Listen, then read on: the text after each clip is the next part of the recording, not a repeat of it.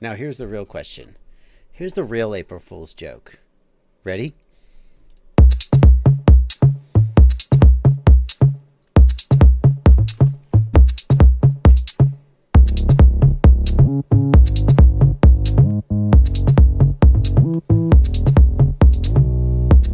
Is this real, or is this an April Fool's joke?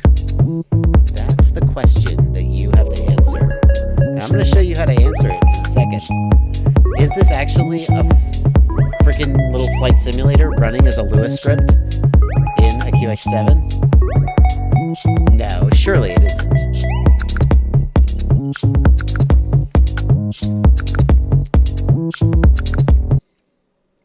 Now, I asked the guy, I said, is this real or is this an April Fool's day? And he said, it's real, but I released it on April Fool's just to make everybody guess. And if you want to find out, you can check it out here on GitHub. And you can, maybe one of you guys will, I'm going to paste it in the chat. Maybe one of you guys will download it and try it out and let me know here in the chat whether it's legit. Hello, everybody. I'm Joshua Bardwell. And you're going to learn something today. Yeah. You're going to learn something today. It's Monday night. It's 8 p.m. and it's 8 p.m. where I am. It's 2 a.m. where some of you are in Europe, but I'm still glad you're here. And we're going to do a little Q&A. You're going to ask some Q's. I'm going to give you some A's, and we're all going to have a good time. Before we get started, let me just say hello to all the people who are here with me. Here in the chat. Hello, chat. Hello, Random Chaos, Prop Wash, Dave, Matthew Pollard, JR, Randy Sizzle, John Larson, Listfly RC, Raf, Streets FPV, Rob Collins, Alan Sleuth. Thank you to all of you guys for showing up. Thanks to everybody who decides to support me by giving a super chat. And in case you don't know what that is, you just click this little $ here. You give a couple bucks and your question pops up in this separate window, which I try to answer all the questions. You know I do, but the chat goes by so fast. And sometimes if you want to make your question stand out, you can just put it in a super chat. The other thing you can do, hello, this is my Discord server, and I will be monitoring the Livestream chat channel of my Discord server, again, giving a little bit of special attention to the folks who throw a couple bucks at me. But of course, I will be answering as many questions as I can from everybody. And like always, I start first with the regular old YouTube chat, just so the plebs can feel good. How's the stream looking, guys? Is it looking good? How am I looking? Am I looking good? Okay, that was a little weird. So, here we are, and we should start with some questions. Everybody in the chat is talking about how excited they are, you know, how they're glad they are to be here. Everybody's super excited, but Broke Mechanic, is there sound problems? Nobody else is mentioning sound problems, Broke Mechanic. I don't know about that. Rob Schmidt, today was not the day to release Betaflight 4.0. Be really careful, Rob Schmidt. The Betaflight devs target a release date, and the way it works is that in the days leading up to the release date, they put out release candidates. And if the release candidate has no major problems, then they release it. If it has problems, then they fix them. So they have been putting out release candidates. In fact, right now they are up to, let's just look. Hold on. Pop over here to my left monitor. Let's just have a look here in the firmware flasher. If we go release candidates, firmware version, we're up to release candidate 5. The first one came out on, holy crap, August 3rd, March 8th. Sorry, that's a European date format. March 8th, March 14th, March 23rd, March 26th, April 1st. So they're still releasing release candidates, and they're going to keep releasing release candidates until there's no more bugs, and then they will do a final release. So that release date has never been a hard, oh, you missed the release date. It's always been a target, and it depends on things working right. Okay, so there's that. What am I drinking? Snall FPV in the Discord wants to know, what am I drinking tonight? Parents, cover your children's ears. It's Glenlivet. On the rocks. Okay, parents, it's all good. It's safe now. Your kids can come out. Let's see. Okay, now we've got some questions coming in. Now, okay. Let's see. Let me scroll back in the chat and see what's up.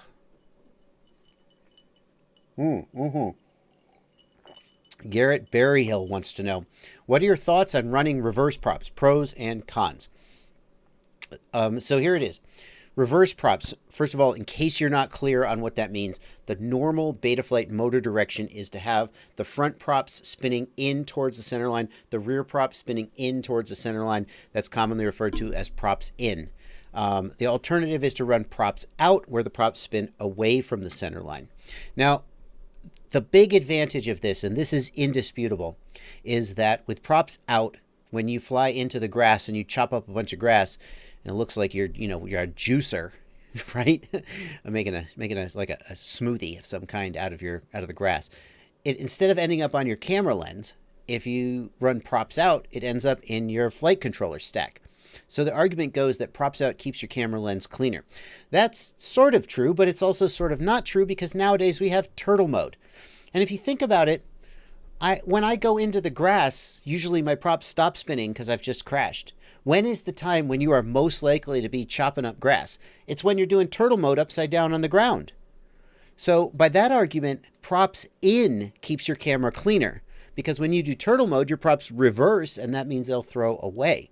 So I don't actually think if you use turtle mode that props out keeps your lens cleaner. That's 50-50. Okay, let's call it a break even. The next advantage of props out is that when you hit an obstacle head on, and let's face it, that's usually how we hit obstacles. You seldom hit an obstacle side on.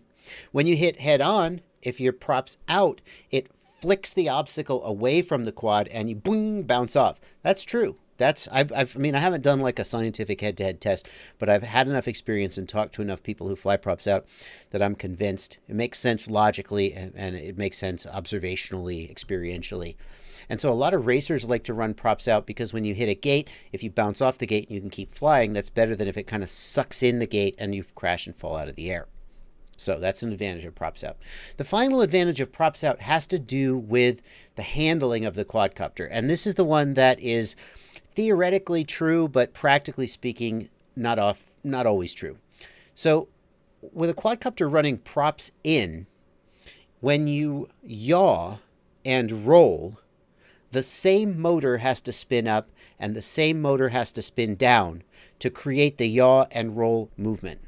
But when you run props out, the opposite motor, one motor does yaw and one motor does roll. And the effect of that is that in a very hard move with props in, one motor will hit full throttle and the whole quadcopter will not have any more authority. And this is actually one cause of washout on micro-sized quads, because those little motors don't have much authority. So in an aggressive turn, when you're yawing and rolling the same direction, the back inner motor hits 100% and can't go anymore, and the quad washes out. So on little quads, I think that running reverse props improves handling.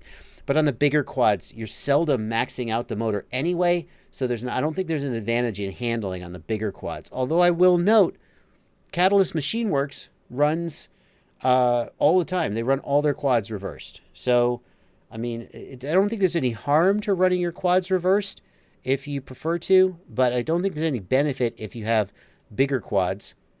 Sorry, just killing a program that's running in the background. With micro quads, definitely there's a big advantage to running reversed. So that's my thoughts on reverse props, and I will now link to this every time anybody asks me what my thoughts are about reverse props. I don't run reverse props, and I'll tell you why. I would forget. I just would forget. This quad has reverse, this quad doesn't, and if you get it wrong when you try to take off, the quad tries to fly to the moon. So I just run standard props on all my quads because I would just forget. Except, I take that back. Some of the micros, like the Mobula 7 and the trash can that ship with reverse props, I do, but it's easy to remember. All my micros are reversed. But on my 5 inches, I just run standard. There you go. Okay, that's a question. Great question to start us off with. Let's see what else we've got. What do you think about the new Rotor Riot CL1 version? Didn't look like you participated in it, asks Michael Trueblood. Michael, to tell you the truth, I didn't know they did a new version of the CL1. I had a little bit of input on the last one. I guess you probably mean that they did a Facebook poll or something where they updated it. I wasn't really aware of that. The truth is that I often am really heads down. Like if I were more of like a team player, I would be more attentive to Rotor Riot things. I support Rotor Riot. I'm proud to be a member of Rotor Riot. I love being in Rotor Riot episodes, but a lot of times there is a Rotor Riot business initiative that totally passes me by, and I'm like, oh, okay. Just 'cause I'm so busy doing my own thing.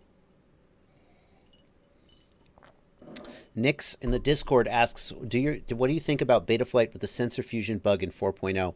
I know Dominic Clifton's getting involved. I know that there's a conflict, Nix, with sensor fusion and the RPM filter not working together, but I still think, Mark Spatz mentions this. If you use one gyro and don't use the fusion gyro, you can do RPM filter. If you're not using RPM filters, then you can use sensor fusion. RPM filter is such a new feature. It may take like till 4.1 till it's fully integrated. But Betaflight 4.0 really has a lot of other benefits in addition to the RPM filter. I'm going to be working on a Betaflight 4.0 release overview soon. And talking about all the new things 4.0 is coming out with. So look forward to that. Randall Bob says, hi, Bardwell. I'm discouraged lately with 4-in-1 ESCs. They seem to be not as reliable. I've tried 6 different brands. Each have failures. Randall Bob, it sucks, man. ESCs fail. The problem with 4-in-1s is, number one, they're more electrically complex just because you got to put a lot more stuff in a lot smaller place. So even a well-made 4-in-1 is probably not as durable as a well-made individual ESC. The flip side is they're a lot easier to wire up. But when they go, then you're out $60 instead of being out just $15. So they just have to weigh that out. I mean, individual ESCs are fine. They just take up more space, and are they heavier? They're probably heavier, and they're just more work to solder up. But they're definitely more economical if your frame can take it. Anthony Bonacci, thank you, Anthony, for $5 in the super chat, and asks, what about Maytech and their single ESC for all motors on serial shot? Is this the future? Let's just pull up a little screen right here. We'll give a shout out to Oscar Leong. Oscar Leong does amazing work. If me and Oscar Leong became one person, we could own the whole world of FPV, because Oscar's blog is such a wealth of information for people who like to read. And I dare say I put out a lot of information for people who like videos. If only we could become one person. Well, anyway, I'm not sure that my wife would like that. But Serial Shot is a new ESC protocol developed by Maytech capable of bidirectional communication. Instead of using one CPU for each ESC, it uses one CPU for all 4 ESCs, which makes a lot of freaking sense. Why do we have a 4-in-1 ESC and there are 4 microprocessors on it? Well, the answer is that 4-in-1 ESC is really just 4 separate ESCs slapped together onto a single board. So what Maytech is doing with Serial Shot is they're just having a single serial interface and a single processor driving all 4 ESCs. One of the challenges with this in the past has been that the processor has to be pretty freaking fast and have a lot of input pins to catch all the zero crossings and stuff and just basically be a good ESC. If anybody can do this, I think Matek can. Matek has a great history of development, of board development. They're not just a follower. The key thing about this protocol will be whether it is proprietary to Matek or whether it is an open standard. If you look at things like D-Shot, which when KISS helped develop D-Shot, KISS could have developed D-Shot in-house, kept it for themselves, and not given it to anyone else, but they didn't do that. They made it open source, and that's fantastic. If Matek does the same thing, then it'll be exciting to see that kind of thing sort of propagate. If they make it a Matek proprietary thing and it only works with Matek ESCs, I'm not sure that I'm going to be excited about it. I can certainly say that. Hang on one second, guys. Oh. I got a little heater here under my desk, and it's going to make the room way too hot. Okay. Oh my gosh. I have way too many super chats coming in. I have to get a lot faster at answering these. I also have chats coming in the Discord. Let's see.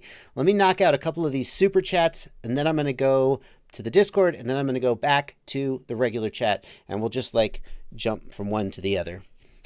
Slagged FPV, thank you for $2. Josh Stevens, thank you for $10. No question. Days Menace, thank you for €5. I do accept euros. I don't mind them. I'll tell you a little. I got a check from Amazon.de. I have a German Amazon affiliate account, and eventually enough German people used my affiliate that I got a check from them for like €300. I took it to my bank, and they were like, well, I don't know what to do with this. So apparently you can't just cash a check in euros. They had to like send it off. They had to fill out some paperwork and send it off. So, but I do take euros over YouTube. It's no big deal. Days Menace went from KISS FC to a Matek F407. I have idle and air mode on a switch. Get a lot of drift on pitch and roll at min throttle. Have everything default but the PIDs. You could try raising your idle speed. If you're using D-Shot, you can raise the idle percent from the default of 4.5% to a higher value, but I doubt that will result in drift. Air mode being on will keep the quad stable as you lower the throttle. With air mode off, as soon as you lower throttle, an arm just drops. With air mode on, you definitely want air mode on. You said it's on a switch. I hope you mean that you have it on. Getting a lot of drift on pitch and roll at min throttle. If what you mean is just as you drop the throttle, the quad falls or dips an arm, that's air mode. You want to make sure air mode is on. That's what I would say to that. I'm going to guess you don't mean that you like are sliding around a turn, because you're not going to be doing that at min throttle. So yeah, make sure air mode is on. In fact, I just turn it on all the time. And be aware that air mode in Betaflight is not the same thing as air mode in KISS. They don't have the same function, even though they have the same name. Robert Schmidt, thank you for $10. Wrong Way FPV, $2. What are your thoughts and opinions on FreeSky R9? Here's the short version of my opinion about FreeSky R9. If what you want is the same thing as you would get with 2.4 gig, but with more range, penetration, and reliability, FreeSky R9 is a great choice. If you are pushing seriously long distance, it can be done on R9. People are doing it, but I still feel like Crossfire has the edge in terms of reliability, firmware bugs, etc. The thing about Crossfire is Crossfire prevents you from making mistakes. With Crossfire, if you don't have the same firmware on the module and the receiver, it will not bind. And then all you have to do is just push the button on the receiver and it updates the firmware over the air. With FreeSky, I've heard some people suggest that the reason some people get just failsafe for no reason is that they have like mismatched firmware. So R9 will let you make certain mistakes that Crossfire will kind of help prevent you from making. So I do think that Crossfire absolutely has an edge in terms of usability. Things like the over-the-air firmware updates are a big, big deal. But Crossfire, of course, is a much higher price point than R9, especially once FreeSky decided to just shove it to TBS and knock their prices down like crazy. So if you want 900 megahertz on a budget, R9 is a fine choice, but I do feel like Crossfire is better if you can't afford it. That's my general thoughts and opinions on R9. And if you're serious about long range, like if you're going to put a quad 40 kilometers out, just bite the bullet and go Crossfire, because it is better, in my opinion. Alex Evans, thank you for $5. My quad sometimes kicks out on flips and rolls, sort of like when air mode is off. What might cause this if air mode is definitely on? Alex, I would love to see a video of what you mean by kicks out, but we're probably not going to do that here on the live stream. it kicks out. What that probably means is that when you do the flip or roll, one of the motors doesn't change speed quickly enough to stop. And that causes, whenever one of the motors doesn't change speed quickly enough, the quad will kick toward that motor. So I guess, especially if it's happening at the end of the flip or roll, that's when the motor has to spin up from idle. So idle speed might be too low. Raising idle speed, especially if you've lowered the idle speed, or if you're using multi-shot, then you're definitely going to want to make sure your ESCs are calibrated and your idle speed is high enough. If you had a damaged motor or ESC, certainly that would also cause it. Loki LaMountain, thank you for $5. I'm now caught up on the super chats, and I'm going to jump over to the Discord. Don't worry, live chat, I am coming to you as well. Alrighty. Discord. Swamp Dog wants to know, can you mix and match individual ESCs? Yes, Swamp Dog, you can, and you would probably never notice the difference. But in general, I prefer to have matched ESCs just so to make sure everything's the same. If you want to mix ESCs, the key thing is that you make sure that the lowest rated ESC is enough for your motors. So if your motors are going to pull 25 amps, you could put a 35 amp ESC on there as a spare, but you wouldn't want to put a 20 amp ESC on there as a spare because you could burn it up. Jake Allison asks in the regular chat, and yes, Discord, I will be back. What are your opinions on the Fat Shark DVR upgrade? Fat Shark DVR upgrade. I am meaning to do a video about this just to let people know that it's out there. But Immersion RC, I'll do it right here on the live stream. Immersion RC has an update for the Fat Shark DVR, which fixes a bunch of issues. And these issues were highlighted by Rapid Fire. Rapid Fire didn't cause the issues, but Rapid Fire exposed some problems with the Fat Shark DVR. And then Immersion RC fixed them. And there's a new firmware you can download. And I recommend that you do it if you use the Fat Shark DVR. Even if you don't use it with Rapid Fire, it fixes some other problems and can give you just better DVR overall. So I do recommend it. I haven't done it on mine yet just because I am lazy. Okay. Alrighty. Moving back to the Discord. What would cause my front flip to be really slow, like 10% the speed of my back flip, and it doesn't change the speed of the front flip? Wow. Shamer, that's a weird one. The first thing I would do is I would look in the, I don't have a flight controller here. I would look in, there's one. There's a flight controller. Hang on a second. Let me plug this in so I don't have a, yeah, hold on. I always have to plug a flight controller in for all my live streams. There we go. I would look in the receiver tab, and I would move the sticks around, and I would look at the 3D model. And when you move the sticks, if the 3D model also moves slower, that means the issue is somewhere in your transmitter, like your endpoints aren't right. But if the 3D model moves the same speed, that means the flight controller thinks you should be moving the same speed, and the issue is with your ESCs, your motors. So that would be the next step I would take in troubleshooting that issue. Any chance of getting a 20 by 20 JB? Piratic asks, any chance of getting a 20 by 20 JB, a flight controller, or ESC? No word on that at this time. No. I mean, who knows in the future, but there's no plans for that right now. What about a JB parallel charge board with balance ports that support 2 to 6S like ISDT? The thing, Piratic, about that is, number one, for safety reasons, we don't like to have the parallel board support multiple voltages because plugging in multiple voltages can cause a fire. But also the ISDT is actually the little thing that you have on your ISDT chargers where you can plug in multiple voltages. That's actually a custom mold that they created. You can't just buy that off the shelf. So we would have to make that mold. Now, what you can do, we don't officially recommend this, is you can buy a 6S JB parallel board, and then just where the balance plugs are, just cut off the plastic part of the housing that prevents you from plugging it in. And then if you plug it in wrong, that's on you, but you can use it for any voltage that you want. Maddie Bluntz is asking for that Lua script link. That was, here it is, Maddie. It's right. Maddie, I'm going to put that in the Discord for you. There it is, Maddie. Let's see here. Let's see. Hey, Drib. Drib is here. What's up, Drib? I see Steve M is telling me that there's somebody in the chat who may need to be removed. Steve, I wish I could make you a moderator. Are you in the chat, Steve? Manage moderators. Let's see. How can I make Steve? Oh, I don't. I need your channel URL, Steve. Okay. I haven't got any mods. There's Steve, right there. Steve, let me make you a moderator, and you can do what needs to be done, my friend. Steve Maslish is now a moderator. Thank you, Steve, for that. There's a troll in the chat, apparently. Take it out. Take him out, Steve. Do what needs to be done. Okay, guys. Discord chat is coming in hot and fast.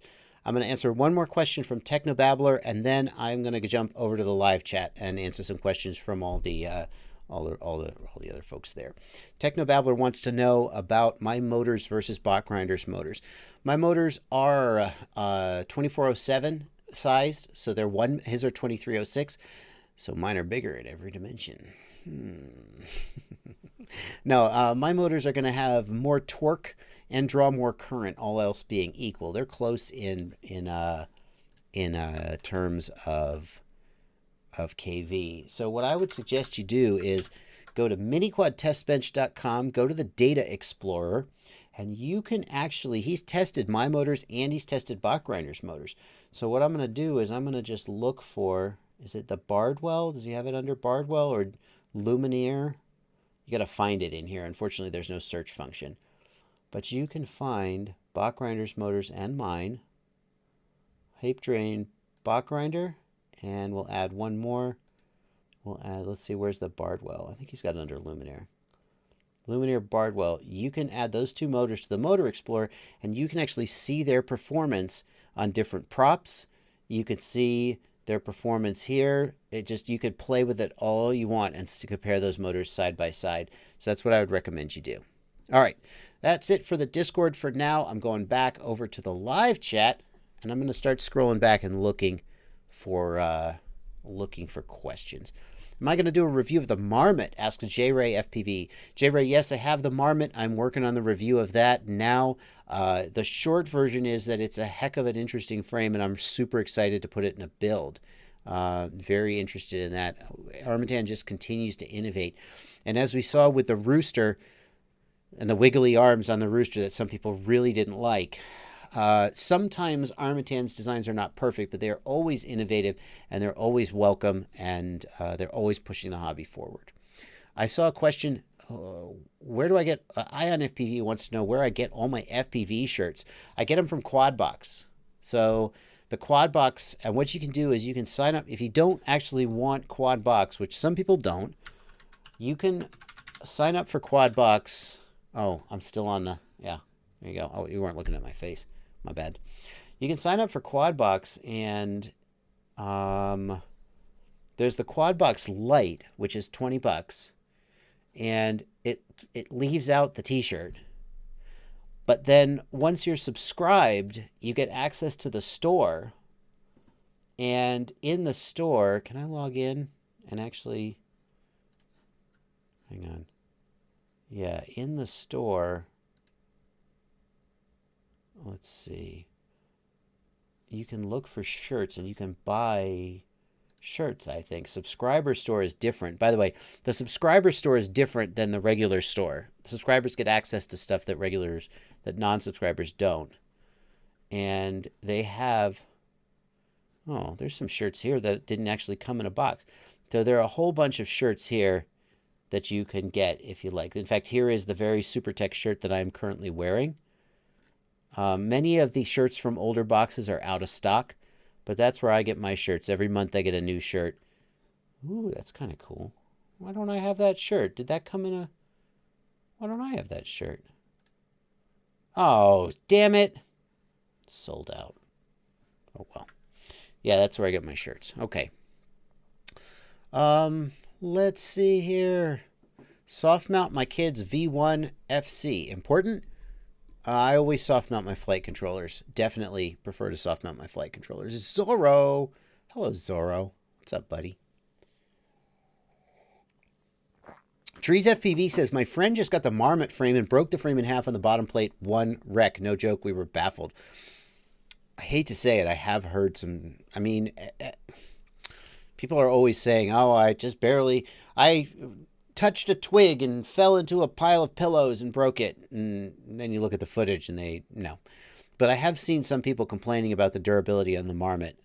And I wonder whether the new carbon they're using isn't as strong as they thought it was. I'm not saying it is or it isn't. Anytime there's a new product, there's going to be some people who have issues with it. But that would not be the first time I heard that maybe there was an issue with the durability. Just don't know. Let's see. I'm going to back up my SD card and erase everything except for my Amber sound pack and update my SD card. That's not a question. That's just people talking. Okay. Slugbird FPV wants to know, why is my RSSI showing 0 in the OSD on the setup page on Betaflight? I'm using a Maytech F405 STD, using SmartPort on MotorPad 5, and have done the resource reassignment. It's showing correct on my Tyrannus. Slugbird, you told me that you set up SmartPort telemetry, and telemetry gets the RSSI from the receiver to the Tyrannus, but it still doesn't get the RSSI into the flight controller. So if you look, there's another step you have to go through with SmartPort. And if you look on my channel, this video is the one that you want. How to get RSSI into OSD. That's this video. I will just grab you a link right here. Slugbird FPV, I'm tagging you in the chat and I'm pasting you a link. Those are the steps you need to go through to finish getting RSSI into the OSD. Okay, so just follow that. I would love Joby-Wan Kenobi FPV. I would love to do a video with Flight Test. Flight Test is awesome. Flight Test is, no kidding, what got me into the hobby. I first got into the hobby with a fixed wing Bixler and watched so many Flight Test episodes. Flight Test was the first YouTube channel to have production value in RC, I would say. It was so nice watching those shows and episodes, and so educational and so entertaining. And it would be a pleasure to go do something with them. Who knows?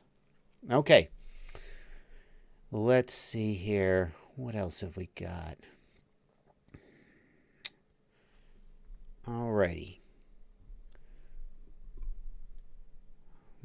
I'm going to jump down now from the regular chat to the super chat and try to catch up there. Let's see what we've got. Let's see. Bad Habit RC gives $5, thank you, and says, hey Josh, awesome videos, keep up the great work. What's the difference between the antenna mod and the modules for my X9D Plus? Well, the antenna mod is going to give you a removable antenna, but it's also going to have a higher than you might think chance of frying your radio backboard, which is super annoying. The external modules for the X9D Plus will also have removable antennas, but the difference is if you fry that module, you will be able to swap it out easier. Other than that, there's not much difference. The other advantage, of course, is the antenna mod will let you keep another module in. So if you want the antenna mod, you can do it. You can do it safely and do it with anti-static protection, and you're probably fine, but you might not be. Thank you, Ladrib, for $2. I can't wait to see you next week, Joshua. Oh, I'm going down to Orlando next week to shoot episodes of the Rotor Eye guys. Air is on. Days Menace continues our thread about Betaflight and air mode. It's air is on. It's locked in everywhere but in free fall. I mean, there's only so much lock I think you can expect at 0 throttle. I mean, I guess I would raise the idle speed, but I'm guessing you haven't. If you lowered the idle speed way down, try raising it. I'm just not sure how locked in you can expect the quad to be at low throttle. When the modals are at their lowest, I mean, it's going to be more likely to drift. It's always going to be more locked at high throttle. Yeah. Ned Cooley, thank you for $1. Zorro gives me $2 and asks, is that what you want? No, Zorro, I just want your respect. Can you run smaller quads on a lower C rating battery? My Fly Egg 130 is on 45C 2S 550 milliamp hour. Yes, I mean, the problem, here's the thing though. With smaller quads, you usually run a smaller battery. So you still need a high C rating. In fact, C rating may be more important for small quads because you have these tiny little batteries that just have to squeeze their life out into your motors. So no, I still think that you would want a higher C battery if you could possibly get it. Yep. Let's see here. Enlightenment gives $5. Thank you, Enlightenment, and asks, I'm getting horizontal lines in my FPV video. Why? And would a cap totally fix it? Is there another way to fix it? The real answer to that, Enlightenment, depends on the cause of the horizontal lines, but it never hurts to add a capacitor. It sometimes helps. If you're running off of a regulator, it may be that the regulator is just not very clean.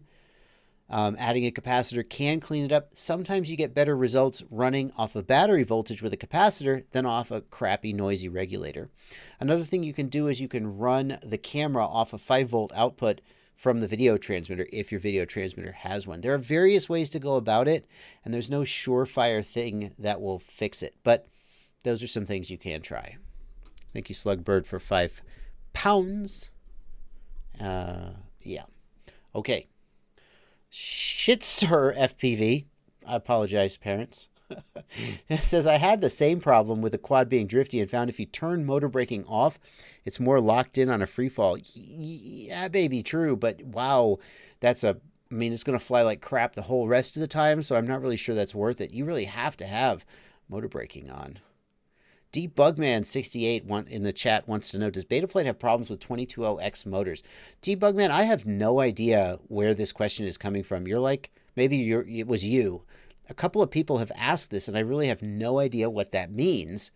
Does it have problems with 22? No, Betaflight doesn't care what motor you're running. And it certainly doesn't have problems with 220X motors, which are like, they're fine. I have no idea what that might mean. Mark Spatz in the Discord, do you have any idea where this question is coming from? It would be great if you know. John Scott wants to know, where are we going shooting in Orlando? I don't know the answer. In fact, Drew wouldn't tell me. I was like, oh, what he's got? I've got something really good planned for Saturday. And I was like, what is it? He's like, I don't want to tell you. I want you to have a sincere reaction. And I'm like, okay. But what you can do if you're in the Orlando area, Sunday morning, there is going to be a little coffee and just chat at the Rotorite. You can come to the Rotorite office, have some coffee, and just sit around and hang out. And then we're going to go fly at Moss Draggers on Sunday. Check the Rotorite Facebook page if you want details on that. Heading over to the Discord now. Let's see here. Jay Larson wants to know, TBS says it's best to mount the Unify Pro 32 Nano with the bottom against the carbon for heat transfer. That's what it says in the user guide. How best to hold it down without double-sided tape? It's so small. Jay Larson, what I do is I just put double-sided tape down and zip tie around it, and it's not the best for heat transfer, but who cares? How else are you going to keep it from sliding around? So that's what I do. I mean, how else would you keep it from sliding around without double-sided tape? Okay, there you go. Jay Larson, that's not the answer you were looking for, but that's the answer. The thing is, when the props are spinning, then there's plenty of airflow and it stays cool. And when the props are not spinning, then it's going to overheat no matter what you do. So, there you go. Jay Larson, Dangler FPV, I did get to that question. There you go. Let's see here. Now there's some chat going on here. Okay, those aren't questions. Randall Bob says, Kebab FPV mentioned the 22X motors with 4.0 issues. Okay, here's what I'm going to do. Guys.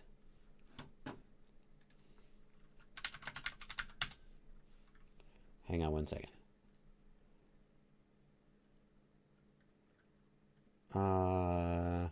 Okay. So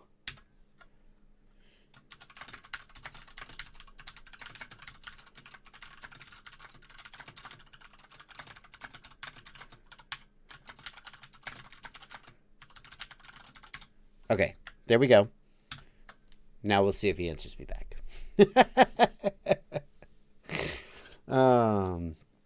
Okay, back to that's it for the Discord. Discord's just hanging out. Awesome. Back to the live chat. JRC Ariel says, I've been so frustrated with getting Lewis grips. JRC Ariel, that's a shame because it's honestly not that hard to get Lewis grips going.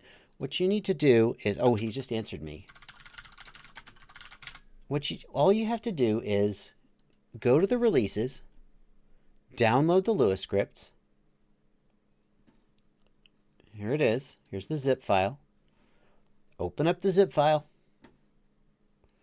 There it is. And inside the zip file is an obj folder, and in there is some folders. Pardon me. Conveniently, here's my Tyrannus, and oh, I don't have an phooey. Sorry, guys, I don't have a USB cable that'll work with it. But what you're going to do is you're going to take these folders, pardon me, and you're going to go to your SD card in your Tyrannus. Take it out of your Tyrannus if you need to. So here is actually, this is just a backup of my SD card that I have on my hard drive. So here's your Tyrannus SD card. Here's your Lewis scripts zip file. Take all those folders, drag them over here, drop them. Yes, replace files and destination. Boom. Now you have Lewis scripts on your SD card. That's all you have to do. There are a few more steps that you have to do if you want to actually use them, and they are in my video.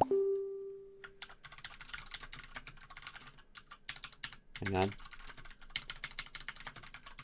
There we go. They are in this video, Betaflight Tyrannus Lewis script how-to. That's how you're going to do it. Here's what Kebab says. Hang on, let me take him off live chat so he's not streaming away there while you guys watch. He says, it's been noted and they know it. One of the devs told me it's a BL Heli issue. If you punch and drop the throttle quick while light pitch forward at the same time, you get a wobble. It doesn't hold altitude perfectly. I see. So it's not specifically a problem with 22X motors. It's just that 22X motors being smaller have less torque. And he's saying that there is nose bobble on quick throttle drops. So this is actually an issue that Betaflight has struggled with before, is holding the nose steadily on fast throttle moves. And I guess Kebab is saying that it's worse in Betaflight 4.0. So I don't know a lot about this. I've flown Betaflight 4.0, but I'm flying it on 23 motors and 24 motors. So I don't really have any 22 motors. But he says he hugely prefers the throttle curve at 22X and doesn't like it. So there you go. 2207. Yeah, he likes a 2208, I think. So anyway, there you go. There's that. All right, scrolling down in the chat. Scrolling all the way down to the chat. Scroll back. Albert Kim is here. Hello, Albert Kim. Yeah, so it's not specifically problems with 2200X motors. It just so happens that the lower torque of those motors makes the problem worse. Okay. Maximum in the hormone. With air mode on, failsafe doesn't work. Air mode can't make failsafe not work. The only thing I can think of maximum in the hormone is that your failsafe actually isn't working, but it's going to zero throttle and the motors are stopping. Air mode overrides motor stop. So if you're, what I would want you to do, maximum in the hormone, let me just keep saying that name repeatedly, is verify that failsafe is actually happening. And the way you're going to do that is you're going to look in the Betaflight. I think that this icon, this parachute icon, yeah, that indicates whether failsafe is on or not. And what you can do is you can plug your quad in and you can turn your transmitter on and then turn it off and see if failsafe mode activates. The other thing you'll see is that when you're in failsafe, all your channels will go to 1500 except for throttle, which goes to 885. So what I'm going to guess is happening is that when you go into failsafe, instead of really going into failsafe, your receiver is just going to zero throttle. And if you have motor stop enabled, when your receiver goes to zero throttle, then your motors will stop. So when you turn on air mode, motor stop is overridden, and that causes your quad to reveal the fact that failsafe never was working in the first place. But that's my best guess, maximum in the hormone. Hi, Albert Kim. Welcome to the chat. Thank you for being here. Please share opinion. Macro. There's an FP. Oh, George Tushev wants to know my opinion on the new emerging class of macro quads. I like that, Georgie. Georgie? I'm sure I'm not saying your name right. Okay, I'll get over it. Macro quads for the larger class of quads. There's an FP group gaining popularity. Love it. Yeah. I think that macro quads are potentially an endangered species. I worry that the FAA is going to put an end to it all before too long, but for now, macro quads are pretty fun. I still love micros, 5-inch and smaller, but occasionally I like to fly a great big quad. I'm looking forward to maidening my Beast class. Why don't Shri Nand wants to know why don't race day quads and Rotor Riot ship to India? Well, I'll tell you what I'm going to do. I'm not going to put this chat on screen in the interest of privacy, but I'm going to ask Tyler Brennan right now if he wants to make a statement about that and see what he says for the live stream. Hang on.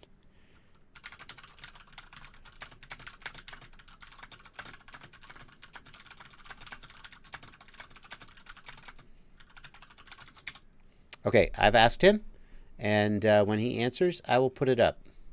Okay. Will you review the Diatone GT249? Shitshot. I'm not going to say your name either. Shitshot. I've heard so many good things about the GT249. In fact, I think Albert Kim reviewed it. The GT239 famously did not impress me, but the 249 with its rigid frame, I've heard wonderful things about. I would love to review it. I'm not sure if Diatone would be thrilled about sending me one, considering how negative I was about the 239. They're good guys, but yeah, I've heard great things about it. Tyler's answer about why they don't ship to India. The short answer is all he said is, we used to ship to India and had too many cases of fraud, so we stopped. The bottom line is, if you ship products and then there are issues with shipping, then they cut it off. That's the answer, though. Let's see. Cloud919 wants to know, why is Armatan not responding back to a bad custom rooster the build they did for me? Thanks. I have no idea, Cloud919. I'm not in Armatan customer support. Email Armatan customer support. In most situations, when people ask this, they ask the question at 9 p.m. on a Friday, and now it's 5 p.m. on a Sunday, and they're like, why aren't they emailing me back? And it's well, it was the weekend. They're usually pretty good. Let me just jump down to the super chats to make sure I'm keeping up on everybody. Plummet FPV, thank you for $2, no question. Wow, Whack FPV, thank you for $20. Thanks for the help a while back. I helped you earlier and paying it forward. Oh, sweet. GB Strick says, you just fixed the slow-moving axis on my 3-inch. I was pulling my hair out. I forgot to set the endpoints on that profile. Yep. Check the receiver tab to see if the 3D model moves right, and that'll tell you if you got endpoint problem and stuff. Streets FPV TV gives $5 and says, I want to use the Race Day Quad's GPS to find a lost quad without putting coordinates on the OSD. GPS Rescue have screwed me twice. I don't know how you can use the GPS to find the quad without putting the coordinates on the OSD. You can put the coordinates in the telemetry on the Tyrannus, and you could look at them in your CSV log. I just don't think that the purpose of a GPS is to help you find your lost quad, because how are you going to find the GPS coordinates after it crashes if you didn't have it in the DVR? I don't know about that. GPS Rescue in Betaflight, guys, is pretty tricky to get working reliably, especially because it doesn't use the compass. It has to be at least 100 meters from the home position. A lot of people try to set up GPS Rescue, and then it falls out of the air because one of the conditions hasn't been met. The other thing that can go wrong with GPS Rescue and Betaflight is if at the moment that the quad kicks into GPS Rescue mode, if it falls out of the sky briefly first, then when it rearms, runaway protection will kick in, and it'll immediately disarm and fall out of the sky. So you really have to test GPS Rescue very thoroughly before you rely on it. Johnny Ice, thank you for $5, and says, my receiver is okay on one flight controller but flies to the moon only at full throttle on another of the same kind. What's happening? I don't think that sounds like your receiver, Johnny. if a quad flies to the moon at full throttle, usually what that means is that there's a vibration issue. The flight controller or the gyro is damaged. The flight controller may be loose because of a broken standoff. There's a vibration issue that when you reach full throttle, the gyro kind of overloads and saturates, and then the quad tries to fly away. I can't think of a way that if the receiver were going into failsafe and somehow like locking at high throttle, I don't know about that. It doesn't seem, Johnny, like a receiver would very easily cause a quad to fly to the moon. That's almost always a gyro issue or a motor direction issue. Okay. Cloud919, thank you for $2. Mike Marsh, thank you for $10. I have a FlySky i6 and I'm trying to figure out a way to hook up a receiver to translate the PPM signal into USB. I soldered together an intent, but the interference was unusable. You want to... why, Mike Marsh, why don't you use the Betaflight joystick function? So Betaflight has a function. Sorry, I'm swinging my head left and right because I got too many monitors. Betaflight has a function right here. This is the video. And what you can do is you can use the FlySky FSI6. You connect your FlySky receiver to a Betaflight flight controller, and it acts as the HID interface and solves the problem for you, Mike. So I think that problem has already been solved. You don't need to reinvent the wheel here. If I'm wrong about that, Mike, tell me again. Just do another like $1 super chat so I make sure I get you. Or just contact me privately, Mike, if you want to talk about this further. Message me on Facebook or email me. 2, the Discord. The Discord is really quiet. Okay. Hey, no questions in the Discord? That's a Warren DB. I see you there. Jay Larson. I see you there. Bad Dachshund. I see you there, Joe Gray. That's all.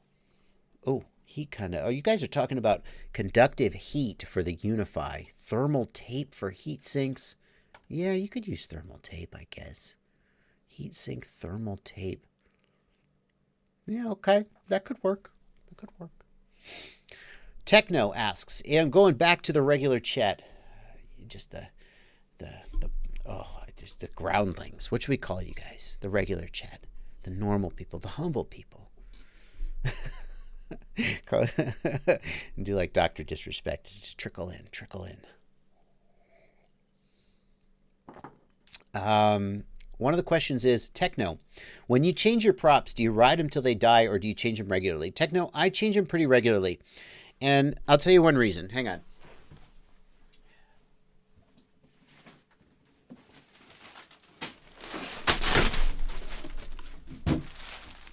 This is one reason. Ugh, what the? I didn't even know there were tiny whoop gates in the bottom of this box. Thank you, Gem Fan. I really didn't know those were in there. That's one reason. That one of the privileges of being a YouTuber with 100,000 plus subs is that when you say, hey, Gem Fan, I kind of like that prop. Can I try a few more? They say, yes! And they send you a giant box of 100 props. So the thing is, I've had it happen too often that I have a bent prop or a chipped up prop, and then I fly and the footage is ruined because it's jiggly or vibrating, and I'm like, damn, that was a good pack, but I can't use it. So for me, the value of a good cinematic flight, despite the fact that my flying is not world class, to me, it's worth taking off a banged up pair of props. If I'm just flying for myself or I'm just flying for fun, then I just keep going. You know, I just bend them back, keep flying. But if I'm trying to like get something for a video, I try to change the props pretty aggressively because it's just such a dumb mistake to make to ruin your footage. And the value of that footage is so much more than the value of the props. DMB FPV, I actually give away the props. So when I have props that I'm not using anymore, if I get a box of props that I don't like, I usually give them away at races here in Knoxville. I go to weekend fly-ins or races and I just hand them out, you know, so. Let's see. There's a debate going on in the chat about who is a bigger dick, Trappy or Chad Capper. Trappy, Raphael Perker or Chad Capper. Here's my answer to that question. I'm not scared to answer that question. I ain't scared of it. Trappy, I ain't scared of you. Bring it. You're a dick. Capper? Capper's a dick too. So am I. I am also a dick. You think I'm a nice guy, but I have my moments. Here's the thing. We're all dicks sometimes. We really are. And both Capper and Trappy are really strong personalities who believe very strongly in the things that they believe in. And when you put two guys like that in a room together, if they ever were in a room together, I don't know if they ever have been, they're not gonna get along. Well, they're either going to agree about everything and be best friends, or they're going to hate each other, and that's what you see happen sometimes. Very strong personalities. They're all dicks. We're all dicks. Drib's a dick. I'm a dick. Stingy's pretty nice. I've actually almost never seen Stingy be a dick to anybody. I'm trying to think about Tommy. Tommy's actually really quiet. For somebody who's got as much energy on camera, he's actually pretty quiet the rest of the time. Just you put the camera on him and he's just like, I'm on. Tommy, I think, is nice, but he might secretly be a dick. He's just too quiet. And you'll only see it if you like, you got a couple drinks in him maybe or something. I've never seen Tommy be a dick, but I feel like he might internally be a dick and just hide it well. Stingy, I think Stingy could like be snarky. He's almost never even snarky. He's just super nice. All right, there you go. Who am I missing? It's the only guys I've worked with. Bot Grinders. He's like as nice as he seems. He's got an edge, but he doesn't hide it. Okay, there you go. Moving on. Steel. Steel is not a dick. Steel, I don't know Steel super well, but when I first met Steel, he was like, he seemed super snotty. And he was like all standoffish and over in the corner. I was like, see, just like everybody said. But I think actually he's just a little awkward. I hate to say, I mean, I don't want to like insult him by saying that. It feels to me like he just is a little awkward, and it comes off as dickishness and standoffishness. But I think he's actually super nice, especially it feels like maybe he isn't actually a great fit for being a super popular like YouTube star where everybody wants to be your friend and talk to you. It feels like he's a little more introverted maybe and just doesn't want all that and is a little bit hard dealing with it. And sometimes that manifests as him seeming like a dick. Okay. Anyway, there you go. There you go. Cricket's cool as fuck. But don't let Cricket fool you. He could take care of business. Cricket, it comes down to it, Cricket will get down to business. Okay? He cut through the shit and be like, here's what I'm thinking. And you're like, ooh, brother brought the truth. Mm-hmm. Can damaged props... Okay, enough about that. Jack Clark wants to know, can damaged props cause early motor bearing failure being unbalanced? Yeah, sure, Jack Clark. Absolutely. I mean, you're going to destroy your bearings by smashing them into the ground way before bent props do. But sure, yeah, they can cause it. Okay. Why are my chats not showing up? Asks Tyler Lamb. Well, I saw that one, Tyler. I saw that one. Yeah. I broke the wheel on my real ACC module. Can I repair it? Asks Athix. You can repair it if you know how to solder. It's a standard part. You can get it for 5 cents off a DigiKey, and you can solder it on. If you don't know how to solder surface mount, you're going to find it hard to fix.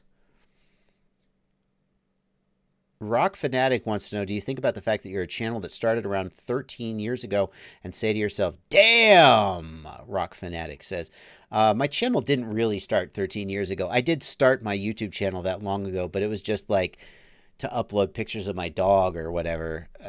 I only was seriously started YouTube about 4 years ago, maybe. Have I seen the Emax Buzz freestyle drone? I noticed it on Banggood, says JJ Melton. I got one of them in the mail. The Emax Buzz. I got it in the mail. It's like in my closet somewhere. And it came in the mail and it said, hey, here's a new drone. And I was like, oh, okay. What's the deal with this? I've never heard of it. So apparently it's going to be on sale soon. And I guess they want me to review it because they sent it to me. I don't know when I'll have time to do that exactly. But the key thing about the Emax Buzz, no kidding. Like, I don't know who thought this was a good idea. I guess Emax is going hard here. But yeah, the key thing about the Emax Buzz is that it has, how can I find it? It has a bottle opener. I'm not kidding. It has a bottle opener on it. I can't find a picture of it. Did they change it? I think this is the one. I think it has a bottle opener like on the bottom plate or something. And I'm like, okay, that's an interesting choice for a freestyle for a quadcopter, since you're not supposed to drink and fly quadcopters. Or DN Takeover. My Twitch channel is Joshua Bardwell. Quad Camp is the Quad Camp channel. Okay. Joe down in the super chat. How am I doing? And then back to the Discord. Oh, the Discord is caught up a little bit. Darkbot FPV, thanks for $2. Streets FPV TV, thank you for $2. Georgie, I really want to know how to pronounce that because I don't think it's Georgie. $10, thank you, Georgie. Sticky Steve FPV, thank you for $20, no question. That's an amazing donation, Sticky Steve. Darkbot FPV, do I use a throttle curve? Do not use a throttle curve, Darkbot FPV. When I first started flying, I used Throttle Expo to make it, because I could not hover. Hovering is so hard when you first start out. And I used Throttle Expo to help me learn to hover, but eventually I noticed that the hover point for my different quads was different, and so having the same hover, it messed up my muscle memory. And so right now I use linear throttle always, and I just find the hover point when I'm going to fly. Yeah. Let's see here. Tyler Lamb points out there's a 404 error on my flight controller comparison table. I'm not surprised to hear that, Tyler, because honestly, I should just take that page down. It's pretty out of date. Let's see. I don't think it's there. Oh, I see. Here's the thing, Tyler. That page is actually taken down, but there must be a link to it out there somewhere. Hang on. Oh, well, that's not gonna. It's gonna be a minute. Oh God, I'll have to fix that later. No, I'm fixing that later. I think that page is taken down, Tyler Lamb. Joshua Owen, question below in comments. Joshua, you got to put your question in the super chat because the comments go by so fast. It's important. I can't keep up. I'm very sorry, Joshua. I doubt. Yeah, there we go. There's no way I'm going to be able to find your question, Joshua. There we go. I found it. But you got to put your question in the super chat. Kakute F7 with Holy Bro Teco 32 F3 Metal 4-in-1 ESC updated both. Getting a motor twitch on throttle punch does not happen until after a minute of flight and gets worse with time. Joshua, a motor twitch on throttle punch. Here's what I would say, Joshua. If the twitch is on the yaw axis, so the quad twitches to the side, then I think it's a gyro issue. If the twitch is diagonally in a direction, so an arm dips, then it's a motor or ESC issue. And if you think about it, you'll see why that is. Because in order to create a yaw twitch, you would have to have two motors change speed at the exact same time. That's not likely to happen. But if the gyro has bogus data, the PID controller will cause the twitch in response to the bogus data. Whereas when a motor or ESC has a problem, one arm dips diagonally. And so that's the first place I would go, Joshua, with troubleshooting that issue. If it's a gyro issue, the Kakute F7 has a soft-mounted gyro, foam-mounted gyro, so you need to make sure that nothing is touching that. Yeah. If it's a motor or ESC issue, then you got to swap the motor, swap the ESC. I am being asked to put the RSSI and OSD issue in the Mar. Hi, Mar. Here you go, Mar. There's the video, Mar, about how to put RSSI in the OSD. Try to follow the video. If you still need help, ask me in the Discord. Yeah. Let's see here. Moving over to the Discord. How are we doing in the Discord? Any questions here? The thing about my Discord is that in fact, I have a role on the Discord called Know-It-Alls. And whenever I see anybody being super helpful, I just tag them as a know-it-all. And then whenever there are questions, they help answer the questions. And it actually saves me a lot of work. So thank you, Know-It-Alls, over in the Discord. Let's see. Okay, nope, just people talking about setting up RSSI. That's how to do it though, Mar. Okay. Yeah. Okay, there we go. Back to the regular chat. Back to the regular chat. How do I keep up with these comments, Albert Kim? I don't. I just do my best. It's like drinking from a fire hose. I do my best. Is there a tool, Crushstar, is there a tool like a motor clamp to hold the motors while putting the props on? Crushstar, there is. Crushstar, you can, I'm just going to look on Banggood because I know they're there. Here are Real ACC multifunctional alloy pliers for motors, right? So that's certainly something you can even get in other colors. There are various other versions of this, but if you just search for 22XX motor pliers, I mean, you can find, here's some on Race Day Quad. These are motor pliers for 13. Yeah, you can find them all over the place. The other thing you can do, Crushstar, is you can take a grippy battery strap and wrap it around the motor, and it'll help you hold the motor in place. That's something you can do. James Payne, first live stream. Love your content. Welcome to the channel, James Payne. Thank you for being here. I'm glad you like the content. And if you like hearing me talk, I have over 1,000 videos that you can watch. Rocket Man wants to hear those Beast class motors. I'm pretty close to firing up the Beast class. I did almost all of the flight controller configuration last night. So I am going for a maiden before I leave for Orlando on Friday. That's my goal. 570RC points out, I'm pretty good at answering chats, but BotGrinder is insane at keeping up with chats. I think probably the difference is that I talk a lot longer than him. I just go on and on and on and on, and he just gets out of that. Sean Henson, is Discord a patron privilege? Sean, I'm so glad you asked. It is, in fact. There are very few things. My goal in life has always been to just help everybody for free. It's not like I have some, I mean, I probably do have some ideological belief in that, but what actually is that's just what's worked for me in the past. Sometimes I think to myself, what if I had a custom service that people had to pay more for? And I'm like, wait, you got where you are by just putting information out there for free. Don't F it up. So my goal is always to help everybody for free. And when people email me, when they comment on my YouTube videos, when they message me on Facebook, I try and help as many of them as I possibly can. And then occasionally people feel so grateful about it that they use my affiliate links or they sign up on my Patreon. Those are various ways that people support me. And sorry about that. You don't need to hear my chat messages coming in.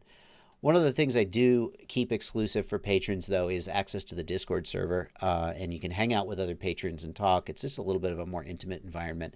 And by signing up on patreon.com, there's a link in the description of this live stream down below. By signing up there for just maybe even $2 a month, maybe more, you can become a patron. But mostly what you will get out of that, I mean, sometimes once or twice a month, I do a giveaway of something, just something I did a review of that I'm not going to keep.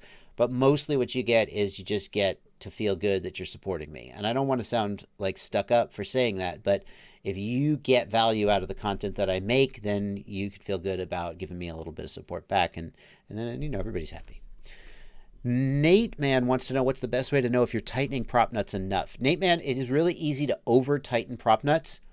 A lot of people crank them down, and you'll actually, the steel in the shaft is maybe not as, if you have aluminum nuts, you can strip the aluminum nut, you can damage the steel shaft. I've heard of cases even where if you're out flying and it's super cold, then when you come in, if your prop nuts are too tight, it'll actually crack the shaft and your props will just fall off and your motors will be broken. So tighten them down to the point where the prop should still be able to move a tiny bit. If you've got them tightened down to the point where the prop is, if your motor has like a knurled bell, that's different. But if your motor has a smooth bell, it's okay for the prop to be able to move just a tiny bit if you really push on it. If you crank it down like crazy, I couldn't give you like a Newton meters or anything, but if you crank it down too much, it's too tight. Yeah. Let's see here. There has to be, there isn't a torque spec that I know of, Nate Man.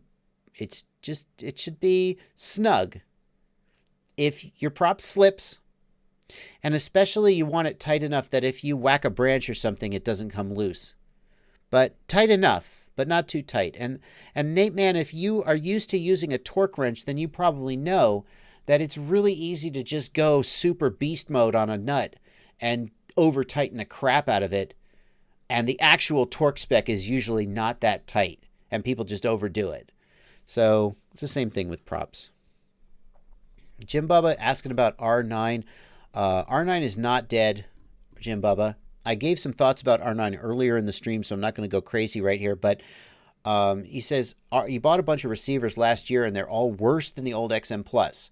If you are not getting way more range out of your R9 than your XM Plus, something is broke in your system. Your antenna maybe isn't right.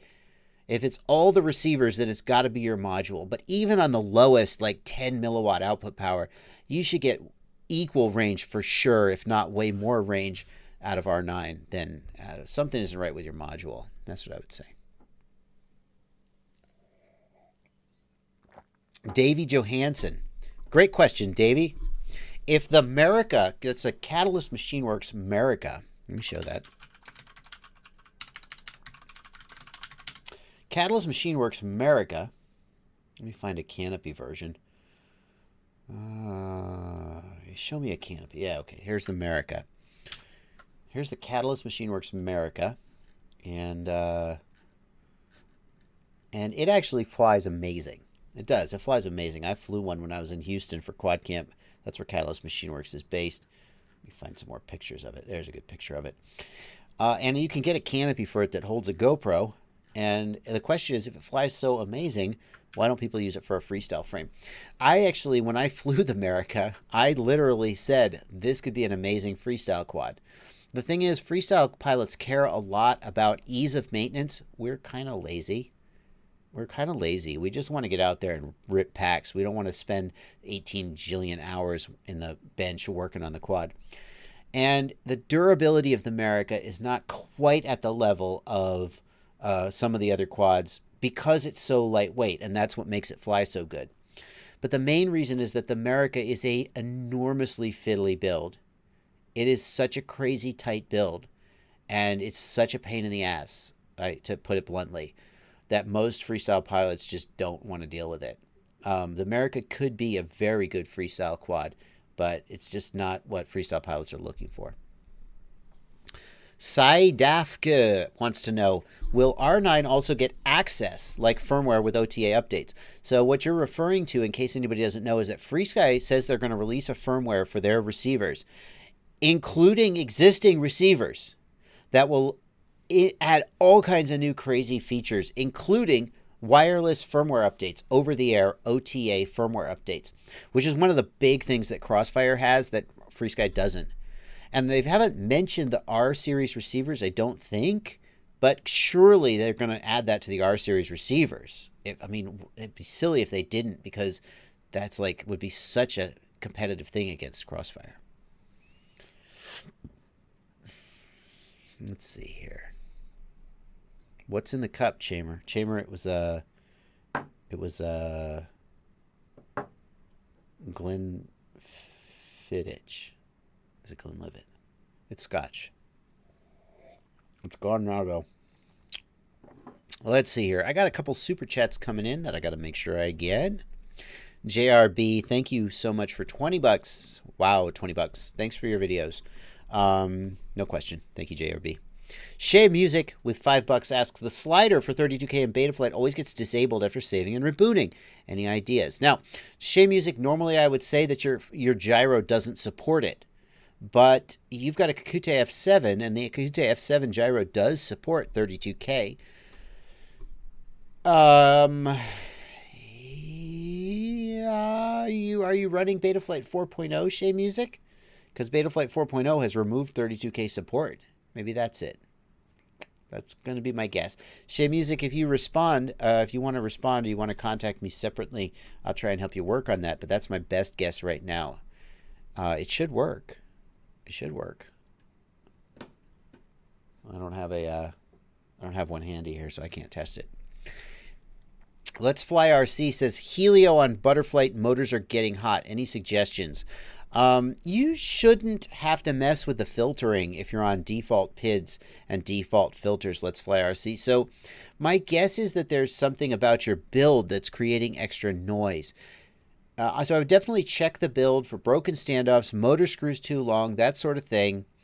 And then you need to adjust the filtering. You need to lower the D-term filter cutoff. However, I don't have a Butterflight build here to check and show you exactly what that looks like. And the Butterflight filtering is not exactly like the Betaflight filtering. But I still think that the default filters should result in not hot motors. So I think that there's something wrong with the build is where I would start. Nick Hessen, did I miss your super chat, Nick? Let me keep working my way back. Newbie FPV gives £5. Thanks for your advice about the EV200D goggles. Transmitters to buy on quad weight. Thanks a lot. When's the T16 review coming? T16 review is going to be sometime this week. I'm not sure exactly which day. I'm editing it now, and then I have to decide what day to release it. Chris Quad, thank you for 10, I think, Australian dollars. Have I always lived a farming life? Seems like a hell of a lot of work to upkeep a property like that. Where do you find the time? Well, Chris Quad, it's been winter, so that's good. Most of the upkeep I do on my property is mowing it and trimming the fences, which I do every 2 or 3 weeks. It takes maybe 4 or 5 hours. Other than that, you know, there's not that much to do. I don't exactly keep it landscaped, so I have not always lived a farm. I don't really live a farming life now. We kept some livestock for a while as a kind of a thing to do, but we haven't had livestock in a few years, and I haven't even had a garden in a few years. So, but no, we moved out here because we wanted to try some of that out, and still love living here, but not as active in that respect. I don't see your question in the super chat. What did I miss? Make sure I didn't miss a question there about 32K in the super chats. I definitely always try and get them. I'm not seeing it. I don't see Alex. Oh, there no. I'm so sorry. I'm not seeing the question about 32K in the super chat. Alex, or whoever that was. So, let's see here. What's up, J Ryan 819?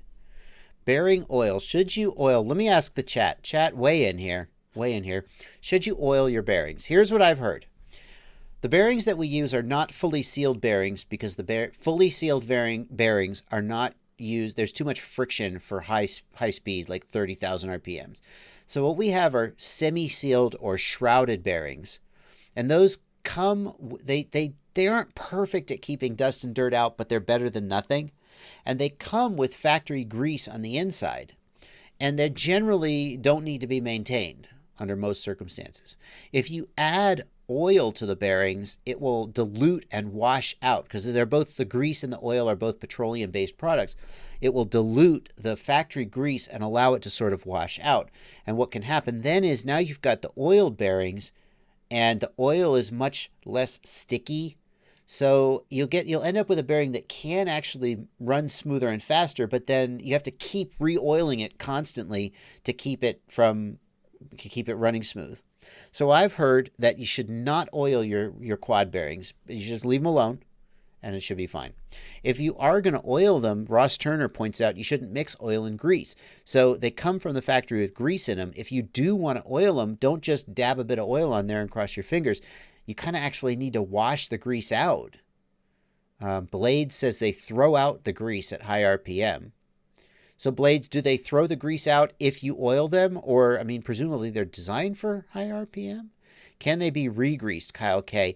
I don't think these are the kind of bearings that are designed for you to open them up and repack them. I suspect they're designed to be sort of, yeah. They have high temp grease. Oil will burn up. That's interesting. Skadoosh says that oil will burn up under high temperature. Chris Quad, Chris Quad, that's my experience. In most cases, you'll smash a motor well before your bearings need relubricating. The thing is that if your bearings are super rough and janky, it's probably not because they need oil. It's because you have bashed your motor against a piece of concrete 1,000 times and the bearing is just shot. Yeah. I just don't think these bearings last long enough to need oiling. So Krishtar wants to know, are there differences in output power when using different channels? Yes, I have been doing reviews of video transmitters. You can check on my channel for, I've done the Unify. No, I haven't released that one yet. I've done the Rush Tank, and there are differences. Some of them, and there's no pattern to it. Some of them put out more on channel 2, some of them on channel 1 or 8. It just varies, and you can watch my test result and review videos to see some of the stuff I've been doing, or you can pick up your own Immersion RC RF power meter. It's like $100, $80 to get one. I don't remember the exact price. And it's such a great tool to have if you can spare the money, because you can test your video transmitter and find out what channel it's strongest on. So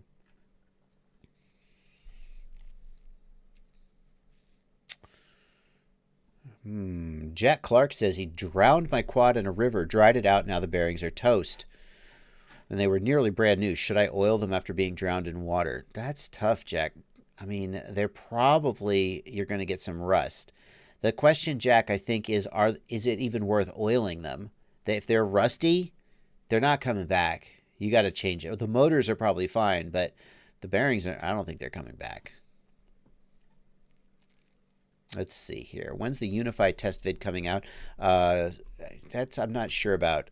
I have to figure out my priorities for this week, because this week I need to get out the Beast Class build. I got one more build video for the Beast Class, maybe 2, and then a Maiden. I've got, so we want to get those out as soon as possible. And I've got the Marmot review I need to do. The Jumper T16 review is shot and is being edited, and I need to figure that out. The Unify, so there's a ton of stuff, and I'm not sure the order it will come out, unfortunately. Shoop. Let's see here. Yeah, the short answer, Way, you can watch the DVR, or the folks in the chat are helpfully telling you. ToddTube wants to know, where can I find Bi-Blade 10-inch props? ToddTube, I use the Master Air Screw props for the Beast Class build. These are 13-inch props. They also have 10-inch props. I'm using Master Air Screw because that's what the X-Class folks and Catalyst Machine Works told me I should use.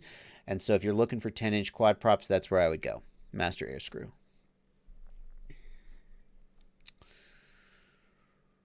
Let's see here. I need an assistant. D. Shaunomac. I actually have a guy. I found a guy who is doing some editing for me. He's doing a super good job.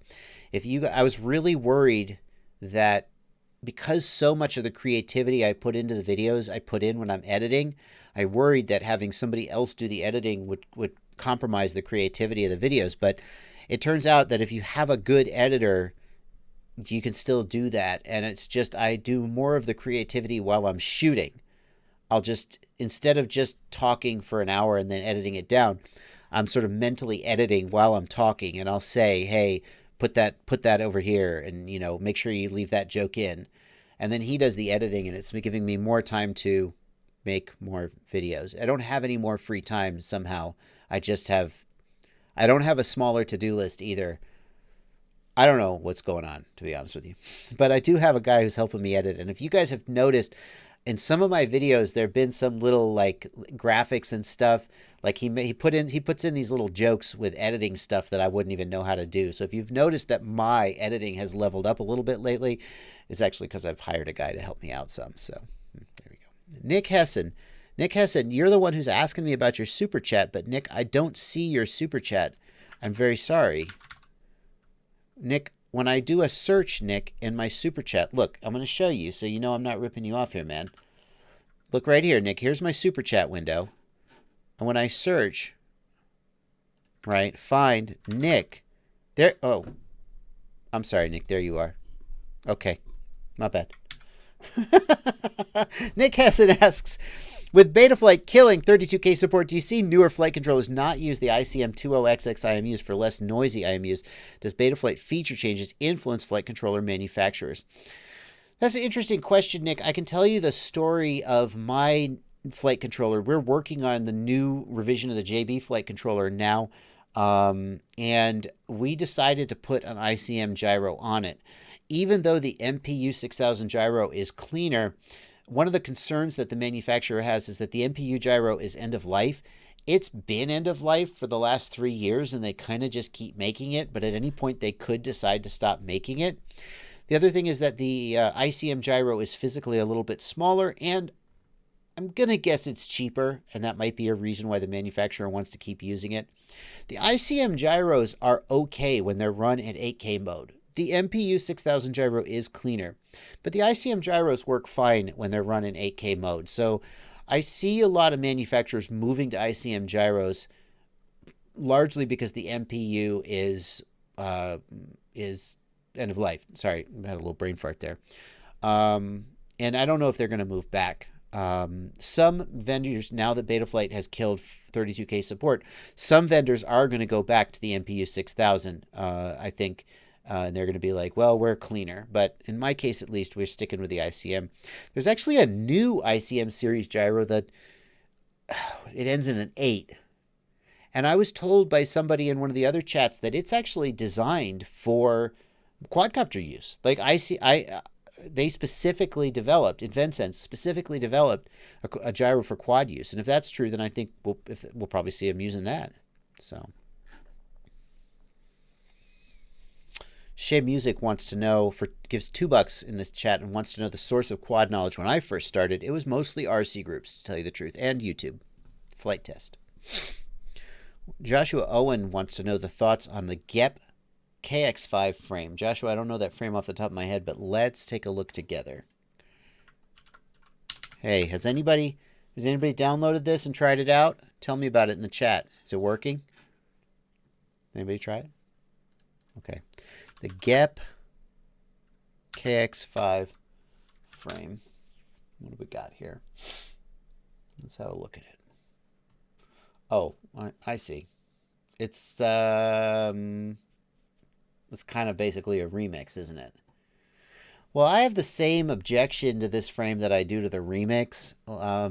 I've never loved frames that put the battery right in line with the motors and props. I know that's supposed to be good for the CG, but I've never loved it because if the battery moves even the tiniest bit, it gets chopped by the props, and that's never been my favorite thing. I guess that's a little bit true of the Smooth Operator. I haven't ever flown a remix to say whether there's any effect on the flight handling characteristics. The other thing about this frame that Tommy did right when he invented it is he made it so it easily folds open for maintenance, and it doesn't look to me like GEP has done that. This is a drone trust review. It doesn't look to me like GEP has done that. So it's really easy to get at the internals of Tommy's frame, the remix. Let's see if GEP has done that. Yeah. Does it fold open? Come on, tell me. Does it fold open? Easy building with rational layout. Oh, okay. Most reasonable structure. Okay. No, see, I don't see any hinges. It just looks like the bottom plate comes off and everything's upside down. Whereas with the remix, let's just pull up the remix. Here's the remix frame.